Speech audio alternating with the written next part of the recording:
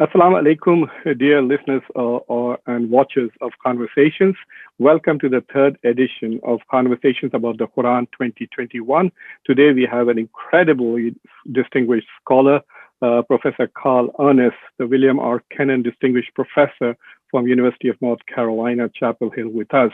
But before we go there, let me thank all of you who support Khanversations, spiritually, materially, and otherwise. I would also ask you all to subscribe to the channel, like this video, make your comments, everything that is necessary to make me thrive on the YouTube media.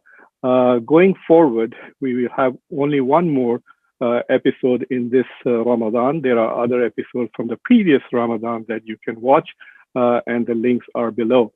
Today we are talking to Professor Carl Ernst in the context of this fantastic book. It is called How to Read the Quran, and he has looked at the Quran from a very innovative perspective, at least for practicing and believing Muslims. A lot of the stuff in the book would be eye-opening and fascinating. So without further delaying, let me invite Professor Ernst to Khanversations. Welcome, Professor. Thank you very much indeed. I'm really honored because I have, even though I've not studied with you, I consider myself as your student. And that doesn't mean that you are to blame for my flaws, but I learned a lot from your book on Sufism while writing my own book on Ihsan. That was a starting point, and I found a lot of interesting things. And of course, this book was truly eye-opening for me. And so from that perspective, I want to start by asking a very simple question. You do mention that you approach the Quran as a literary text, and your treatment is very sympathetic. There is no bias or anything against it at all. You do emphasize that you have put aside the question of its divine origins.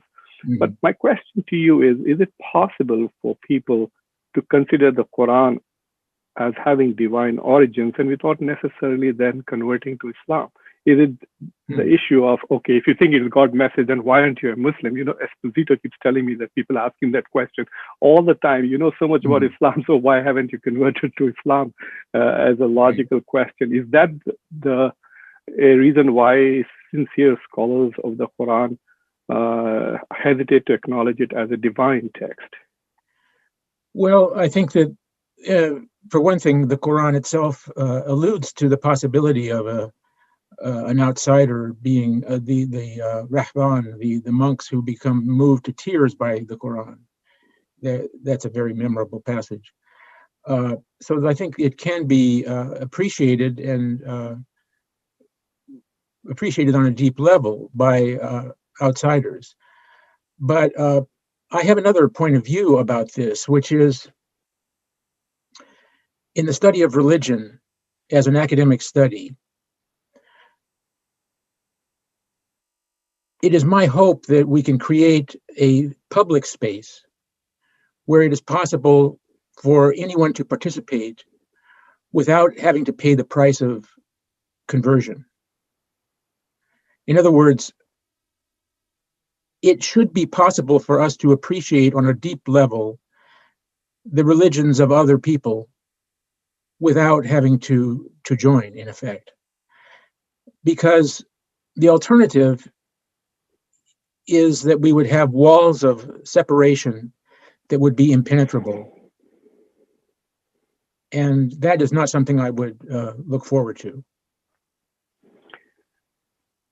You are sitting very comfortably in the academia, and it is from that perspective what you're saying makes a little sense. I mean, there's no disagreement from that. Like, I don't have to be a post-structuralist to read Foucault and critique him or engage with him, right? I could be someone who has an entirely different epistemological perspective.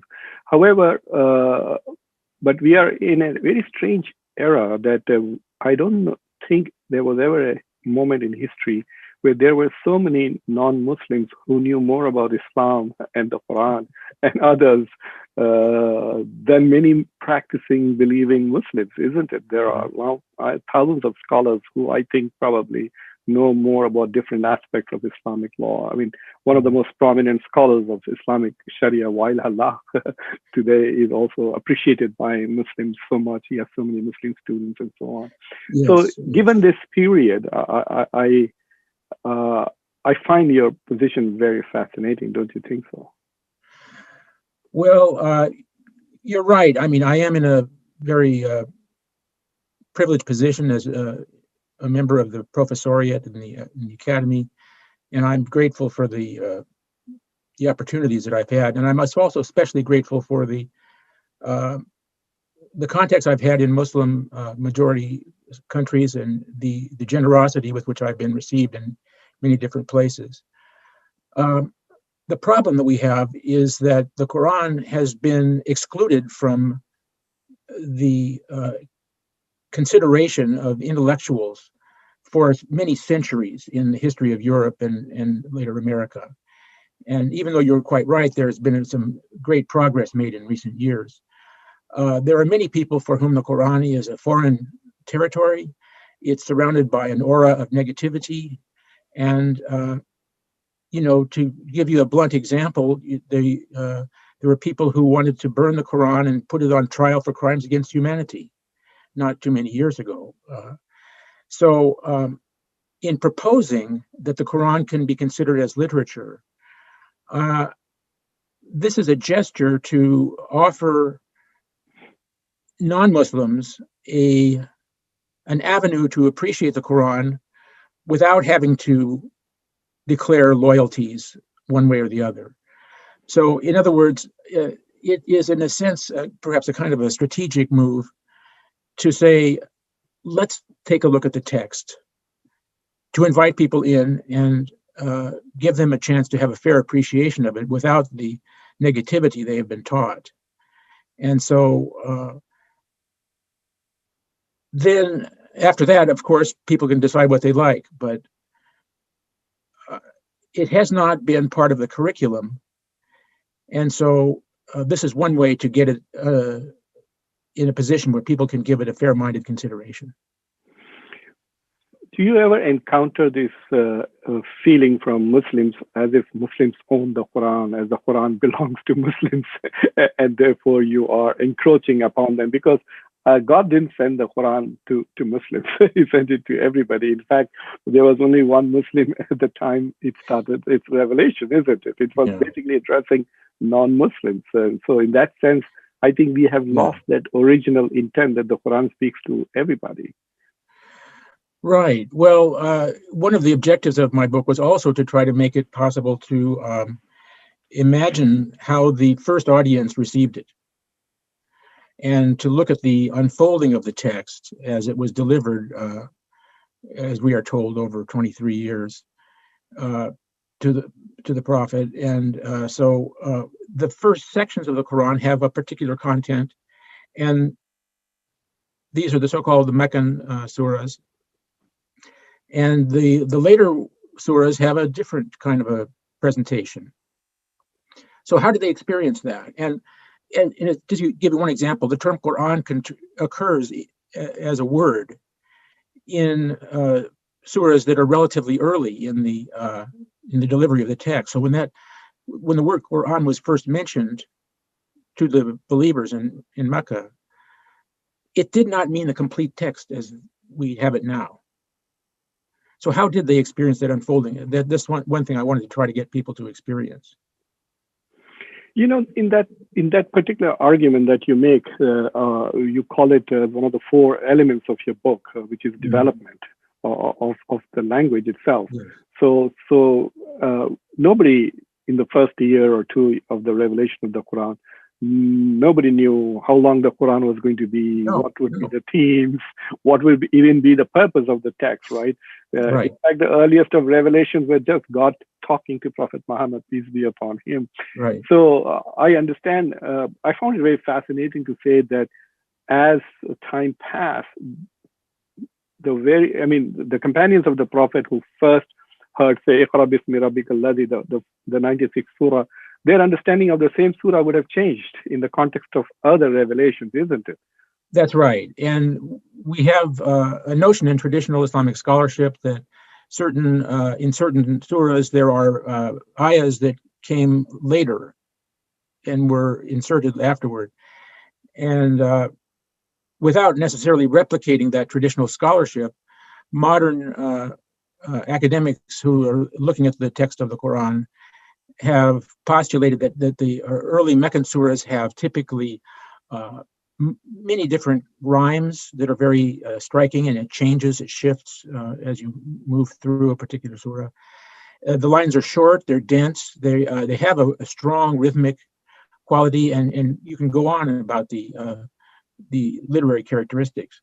Whereas if you look at Surah Al-Baqarah, which is relatively late, each ayah is a whole paragraph long.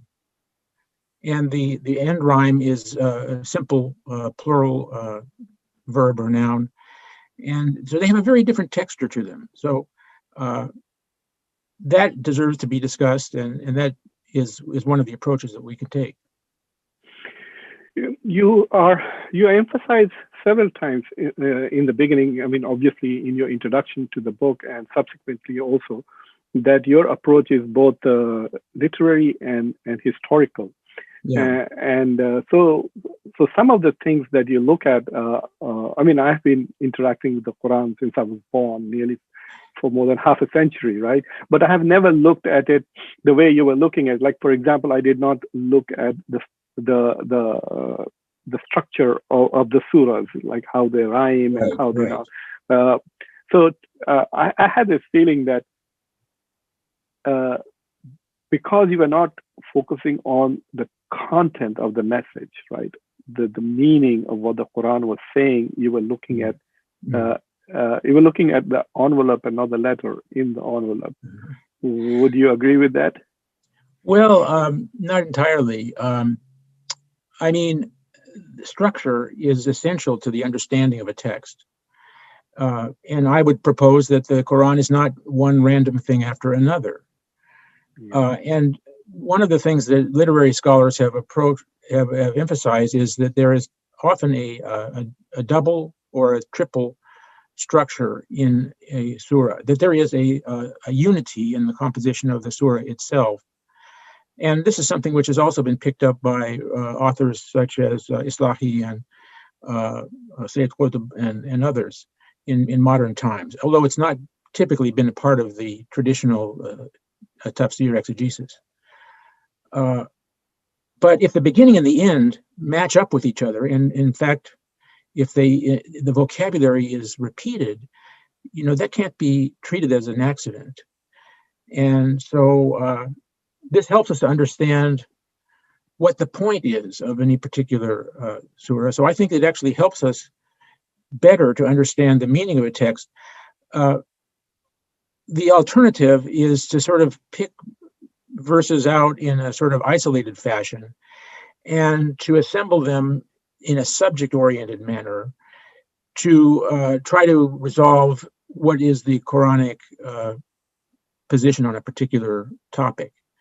And that is attractive to people who have an argument to make, either in terms of theology or law or something similar. So they would assemble the quotations in a way that would advance a particular interpretation. So that's a different point of view. That is God's way of highlighting what he's emphasizing in a way, right? In the Quran, by opening and closing with those issues. Is that what you're saying? Yes. Well, it's intrinsically as a part of the text. And the same thing has been observed with respect to many ancient literatures, where the beginning and the end will have a linkage in the actual words that are used. So this is not something that you're making up. And today, in the modern world, we actually don't recognize that very easily because we've been trained in a more linear way of thinking. And so this notion of the circularity of the text is something that we have to relearn. what do you mean by the ring structure of the Quran? Like, Well, the ring structure means that, as I mentioned, the beginning and the end link up together. And I mean, I can give you a short example from the Hebrew Bible, where in the book of Numbers, the Israelites say, if only we had died when we were in the wilderness, when we were wandering, if only we had died. So the beginning and the end are exactly the same words, and the two intervening verses in the center are kind of parallel to each other. And there's something kind of satisfying about that.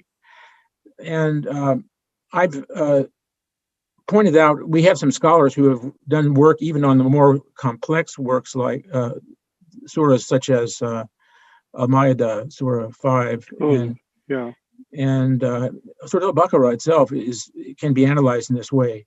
And I did a version of this on Surah 60, Mumtahana, where we see that the beginning and the end, and there are rings within rings. And I mean, we don't have time to go through a demonstration today, but the center of the ring structure is the point. And this helps us understand what is the message. It often is in contrast with the beginning and the ending, with some tension there. So I would invite more curious readers to take a look at this to see what. While reading the arguments, to me, the importance of understanding the structure of the Quran was emphasized when you discussed the controversy about the Satanic verses.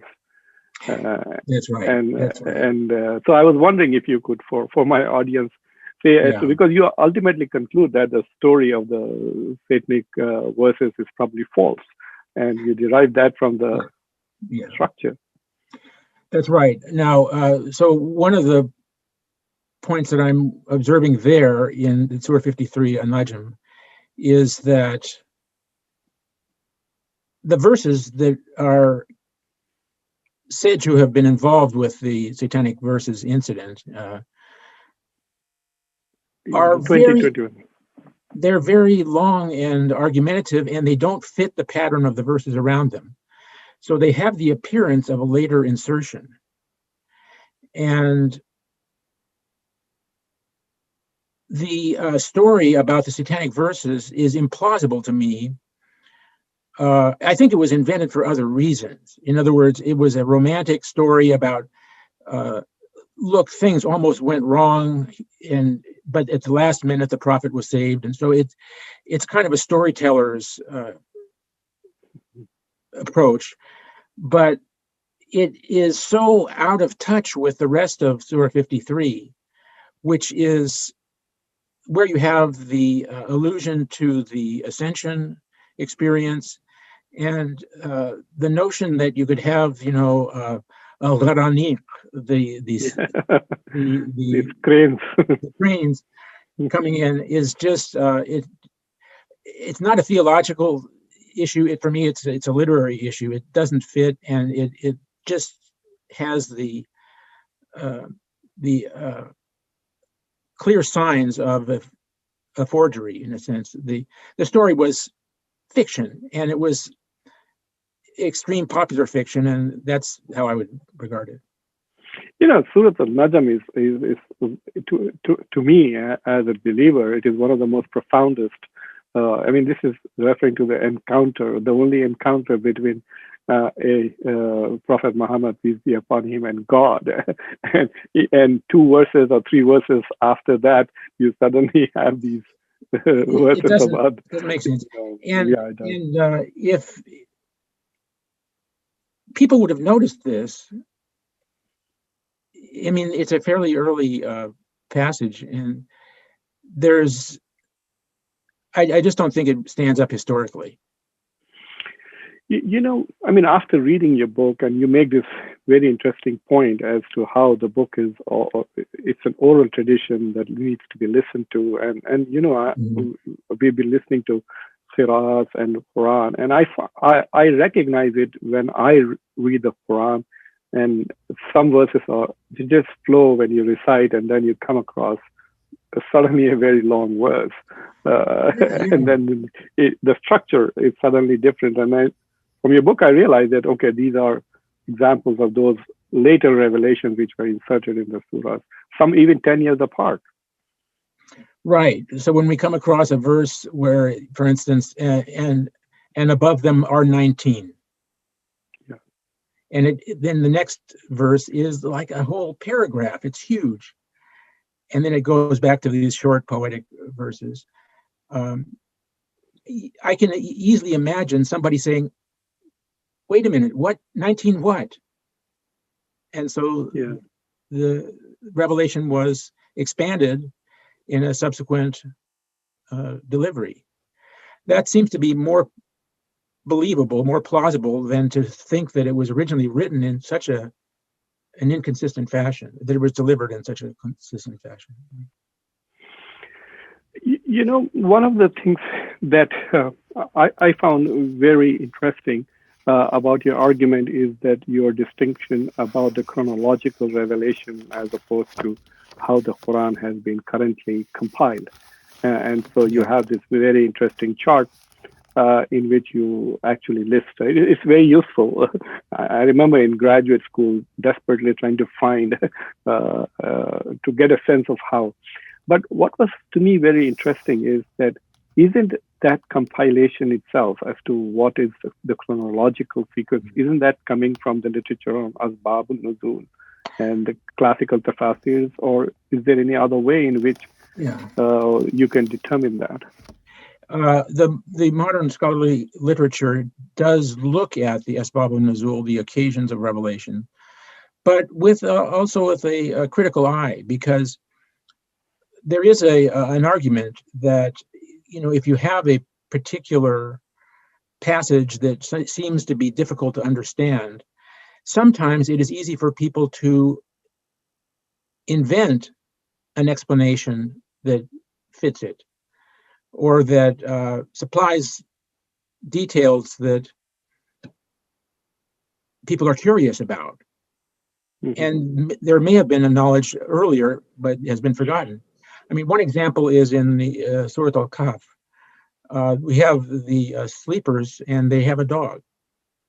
Yeah. So some people said, well, what's the name of the dog? And one commentators came up and they said, well, it was Qutmir. Now, I don't know exactly where that came from, but there's a temptation to fill in the gaps. And so some of the Asbab al-Nuzul could easily be plausible stories that were invented at a particular time. So that's not necessarily where one begins.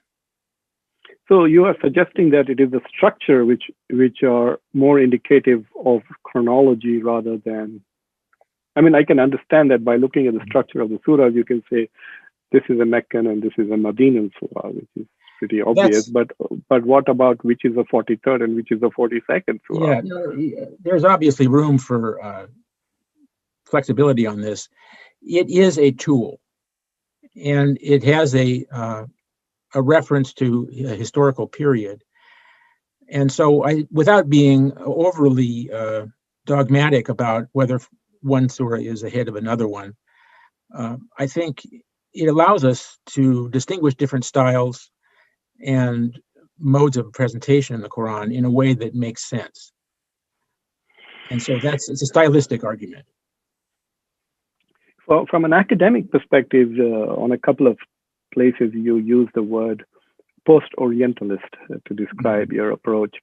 But one of the key tools that you use is the chronological revelation of the Quran developed by a scholar 150 years. Wouldn't he be an Orientalist, or would? Well, that's true, but when I say post-orientalist, let's define it, Orientalism. It means that there is something called the East that is different from the West. And also there's a judgment involved that the East is superstitious, non-scientific, non-modern, needs to be brought into the modern world. there's a lot of negativities involved with that. And also the Quran must be a foreign text. It has no connection to the European and American culture. And it's derivative, and it goes on and on. Let's just set that aside. It's not defensible. It's not part of the way we train scholars today. And in fact, my undergraduates, get a very different approach. The Quran is connected to the biblical texts, and that's something we haven't talked about, but the Quran looks very closely at the Gospel and the Torah, and in some cases revises texts that are being quoted. And it's intimately familiar with a whole series of textual sources going back to not only to the Torah, but to the Talmud, to some of the Revelation literature that didn't make it into the Christian Bible, and so forth. And so it's part of a tradition that we can identify with. And by making it accessible in terms of style and rhetoric, then it becomes something that people can appreciate without this negativity and so forth. I would say that the reason why we follow or we take as a basis the analysis of Noldeke is that he was part of a whole movement that was looking at the Bible and the literature of the Greek classics in the same methodological approach. In other words, it's a literary and historical approach to these texts. And although Noldeke may have had his shortcomings, nevertheless, this is a really dynamic piece of work that opens up a new line of investigation, which is not defined by prejudice. No, I understand. I think it is a powerful idea, and I think it is important that I think at least Muslim scholars of the Quran, and even those who are using the Quran to derive legal rulings and articulate Sharia, should actually try to look at the Quran in terms of as a historically evolving document over a period of 23 years. And if they look at it in a chronological fashion, I have a feeling that their understanding of the Islamic law could actually be very different from what it is. So when they start with Surah Al-Baqarah and move down, and Surah Al-Ma'idah is probably the last surah that was revealed, and it is, there's a lot of contentious discussions in the surah, and so right. If you so I understand that very interestingly, but I don't know whether you're familiar. In my first series on Khanversations, I spoke with Dr. Safi Kaskas, who has translated the Quran with references to the Bible. And so he has about 3,000 footnotes in that. In fact, I will ask him to send you a copy of that, of his English translation. So the point that you make about intertextuality is, I mean, it not only deconstructs this idea of Orientalism, but they, at least to Muslims, we are familiar that many of the stories in the Quran are also biblical in nature. I mean, the references to the prophets. But what are the most striking findings that you discovered while doing the intertextual studies? Well, one of the things that is very apparent is that the Quran is addressing an audience that knew a lot of these earlier texts. In other words, by when the Quran, for instance, refers to the two Israelite leaders who succeeded to go to the Promised Land, it doesn't mention their names.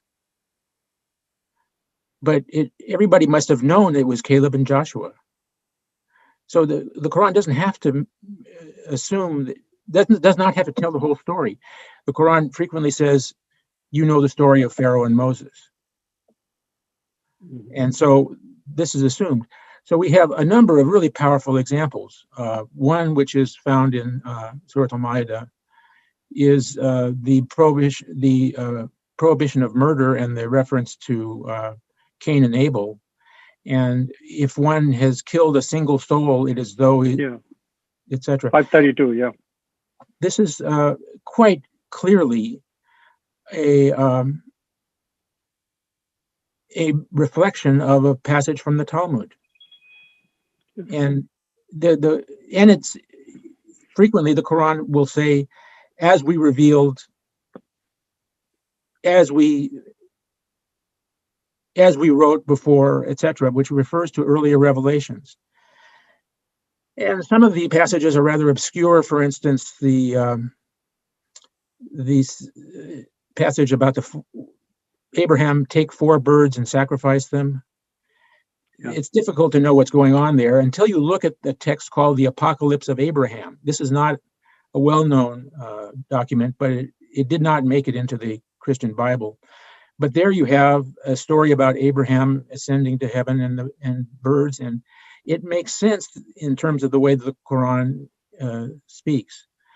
So I think the story of Mary is very profoundly engaged with a biblical text called the Infancy Gospel of James, which tells the story of the Virgin Mary at great length, and it's illustrated in many cathedrals in Italy and notably in Istanbul, in Constantinople, in the Karya Jami, where we have a whole mosaic depiction of the story of Mary, the same incidents that are described in the Quran.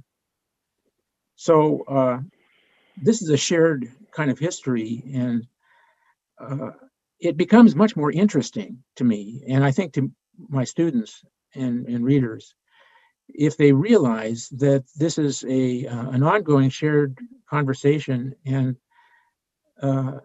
therefore it strikes me that it's time for certain Christian groups to take the Quran seriously, which they haven't had to do because by sort of rejecting it completely, it got them off the hook.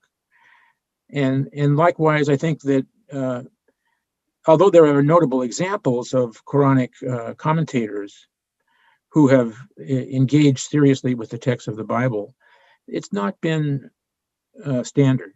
And it could be much more productive if people acknowledge that there is a wider context in which these are connected. You know, one of the points that you make in the book, which I found quite fascinating, was that you said that let us not project contemporary religious identities back onto the Quran. Right. So for example, if the Quran is referring to Yahud and Nasara, they're not necessarily the Christians and Jews that we are talking about today. And so, so could you share, I mean, you had a very interesting idea about that, you know, who the Quran was actually talking to. Well, there's an interesting argument that was introduced by a historian at the University of Chicago that when the Quran refers to the believers, that during the time of the Prophet, this very well may have included people we call Christians, Jews, and others who were monotheists and acknowledged the leadership of the Prophet, but there had not yet been hard lines drawn between the different religious communities. And in fact, you know, on the scale of things, Islam in relation to Iman and Ihsan, and you've written about Ihsan, right? Islam is sort of on the lower level of social identity, whereas Ihsan is about the inner faith and experience.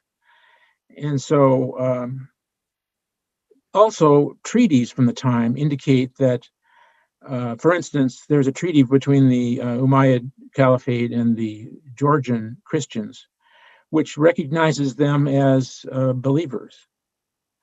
And so with that kind of information, then it seems interesting that perhaps for as late as decades, up until perhaps the time of Abdul Malik in the 690s, in the ferment that was created by the Prophet's mission and the religious messages that were delivered to all these different people in the Near East,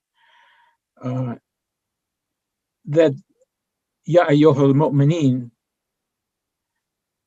could refer to people of different religious backgrounds. And so that is important for us to think about, because the lines of religious identity that we are familiar with today have not always been the same by any means. And even Islam itself has become important in relatively recent years during the colonial period in ways that it had not been before.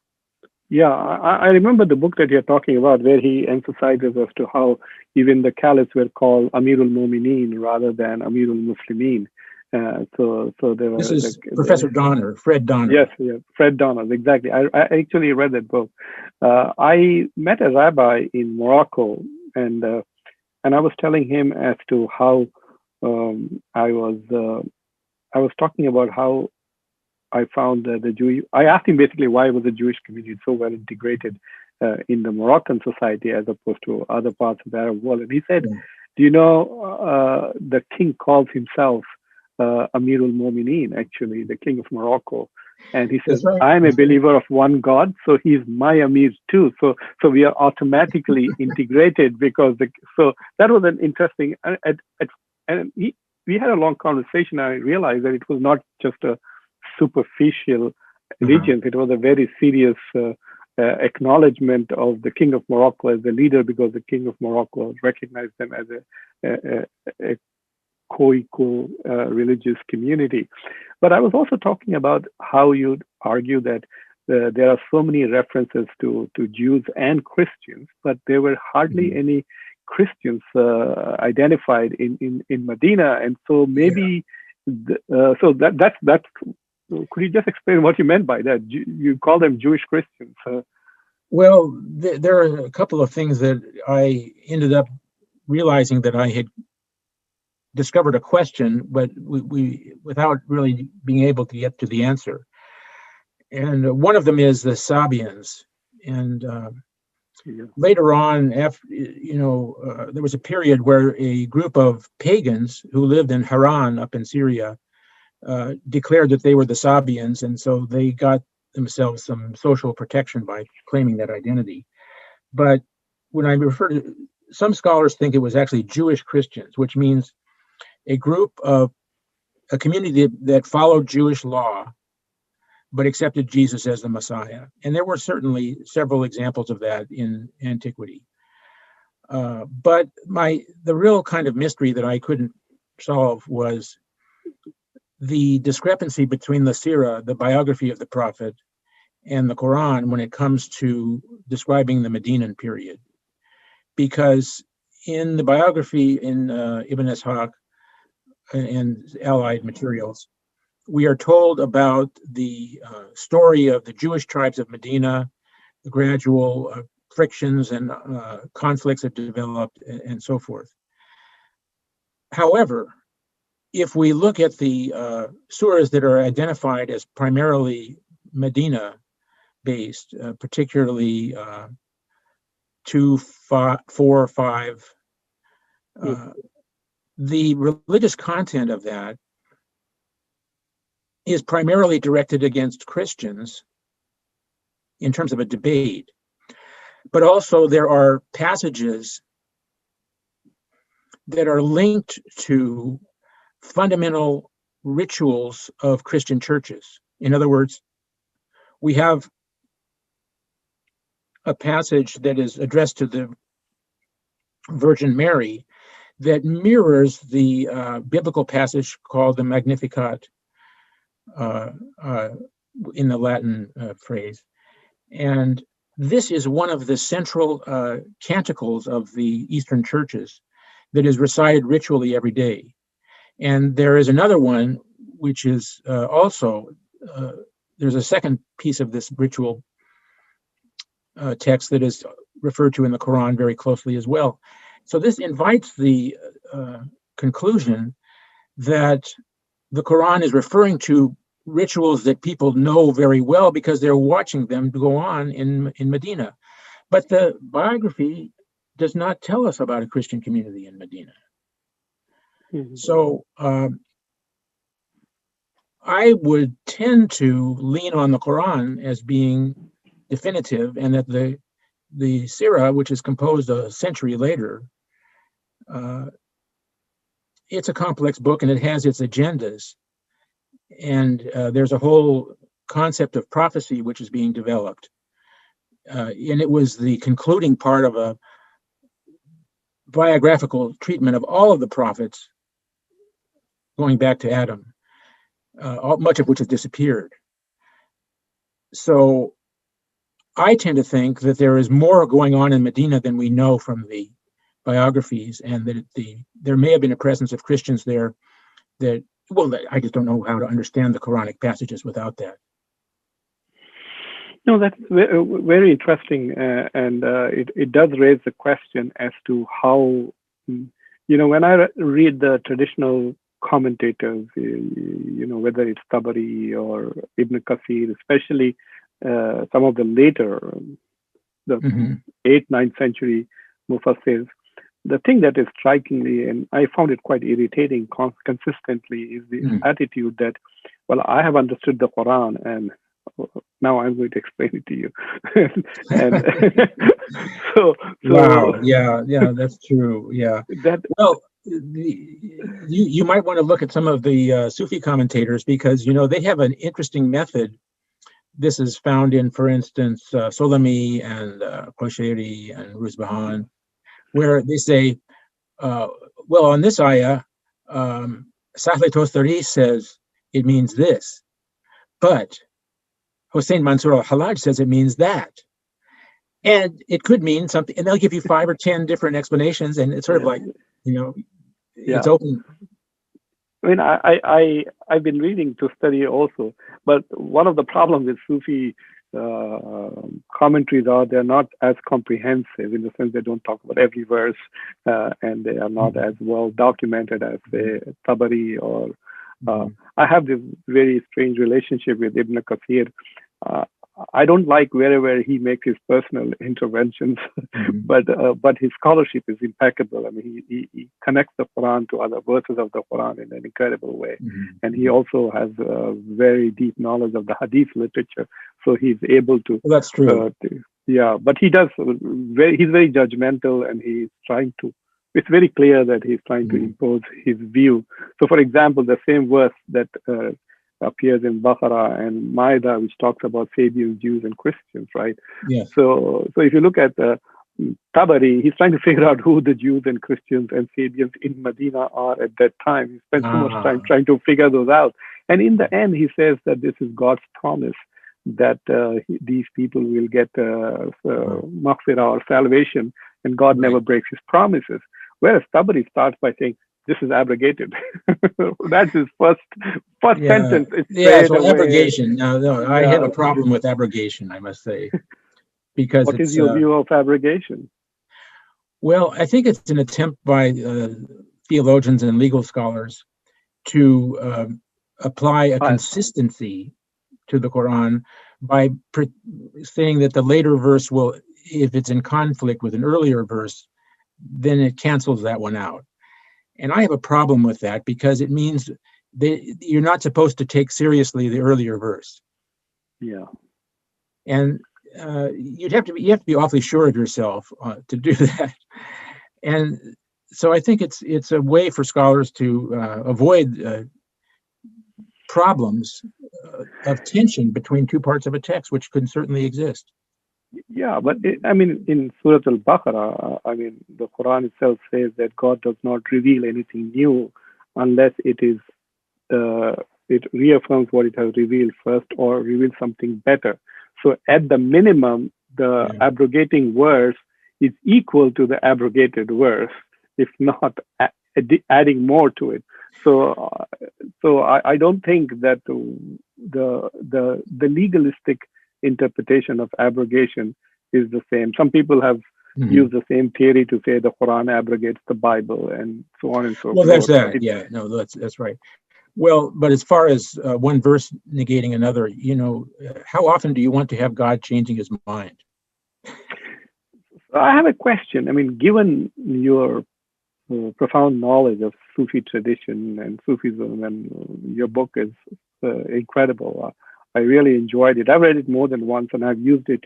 I teach a class on Introduction to Sufism, and I use your book. That's great. That's great. Yeah, sometimes I use your book. Sometimes I use The Vision of Islam by Professor William Chittick. So it depends on the students. So I've read the book, but I wanted to ask you,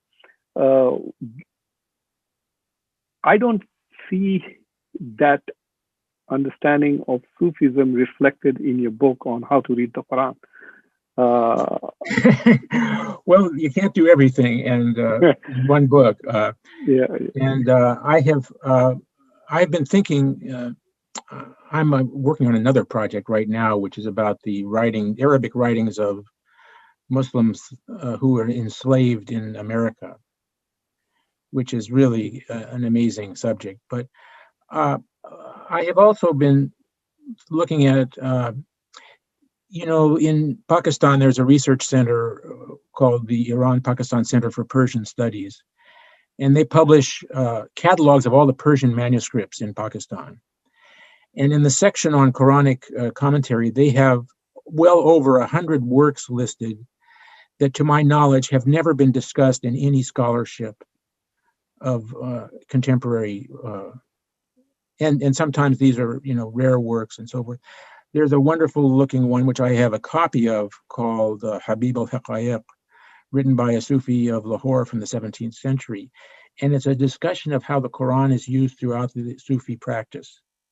And nobody has looked at this kind of work.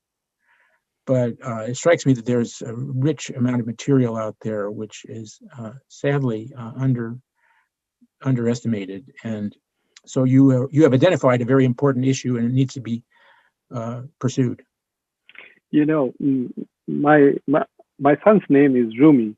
So Rumi and I were in the library, and we were looking for books. I was looking for books, and he was browsing. He was a little kid, maybe 8 or 10 years old, and then said, "Abba, look at this book," and he was laughing at it.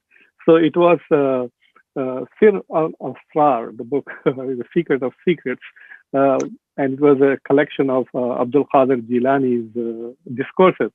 So I said, "What's funny about it?" Because he didn't know it was Abdul Qadir Jilani. And I said, "So what's funny?" He said, "Abba, if it's in the library, how can it be secret, right? Everybody knows about it. So how can it be secret of secrets?"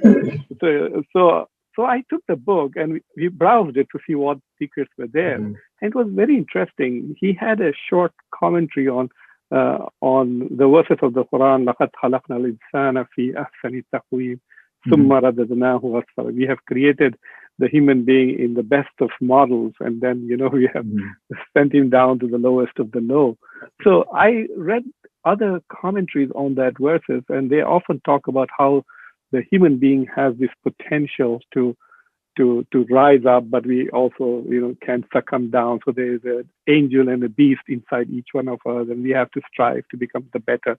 But when I was reading Abdul Qadir Jilani, he says these verses refer to the story of Adam, because Adam, who was created by God as the best of all, and it was he who was sent down to earth, the lowest. So the commentary is completely, interesting.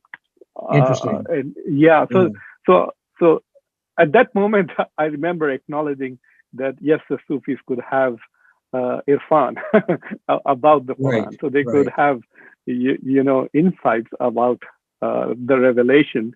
So in that sense, since that moment, I've been quite fascinated with Sufi commentaries on the Quran, and unfortunately, they're not systematic, right? And they are, I guess, because of the inspirational necessity, I guess. Well, there are traditions of interpretation, and honestly, it is an area which has been only little explored. But for instance, I would recommend to you the work that's been done on the Persian Tafsir of Mebudi, the Kashf al-Asrar. It's been translated by Chittick. Yes. The Irfan parts of it, and it's also been discussed by others. So, but we don't know very much about them. But if you take some of these interpretations of Ibn Arabi, so for instance, كل شيء حالك إلا وجهه. Everything is perishing except for his face. Yeah. So the normal way you would interpret that is everything is going to perish except for the face of God, right? Mm-hmm. Ibn Arabi says, wait a minute. Everything is perishing except for its face.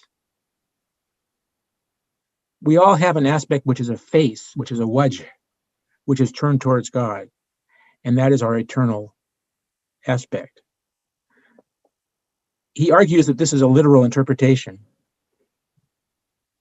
And it certainly opens up a different aspect. Yes, I mean, that means each one of us has an eternal side to it, right? That's what he was implying, yes. Yeah. Yeah, I mean, I have his commentary here, Ibn Arabi's, and I mean, it's so tiny, but it's mind-blowing. There's no doubt about it. His commentary on the Quran, yeah. So we don't know the history of the Quran interpretation yet. It's still buried in manuscripts. Yeah.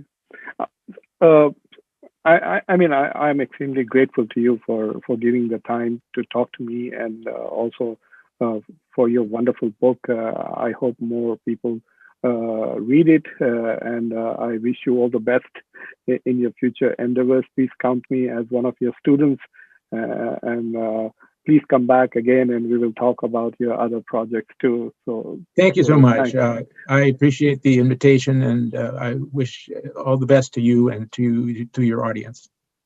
Thank you very much, Professor.